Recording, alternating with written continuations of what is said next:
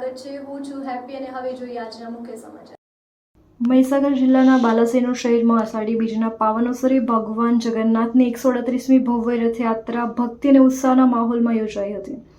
જય રણછોડના જયઘોષ સાથે નીકળેલી નગરયાત્રામાં સેંકડો ભાવિકો જોડાયા હતા, જ્યારે હજારો લોકોએ ભોજન પ્રસાદનો લાભ લીધો.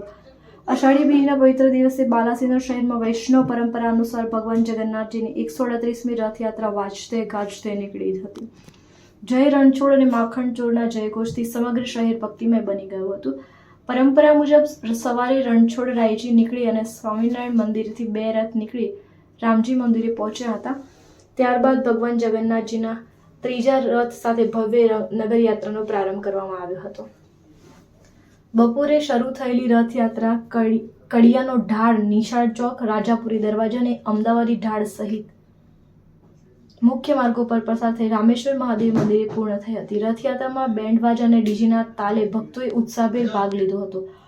ભાવિકોને 200 કિલોથી વધુ મગ અને જાંબુના પ્રસાદનું વિતરણ કરવામાં આવ્યું હતું. રથયાત્રા પૂર્ણ થયા બાદ રામેશ્વર મહાદેવ મંદિર હજારો શ્રદ્ધાળુઓ માટે ભોજન પ્રસાદનું આયોજન કરવામાં આવ્યું હતું, જેમાં મોટી સંખ્યામાં લોકોએ ભાગ લીધો અને છેલ્લા 138મી વર્ષથી બાલાસિનોરમાં ભાઈચારા અને શાંતિપૂર્ણ વાતાવરણ યોજાતી ઐતિહાસિક રથયાત્રા આ વર્ષે પણ પરંપરાગત ભવ્યતા સાથે સંપન્ન થઈ હતી.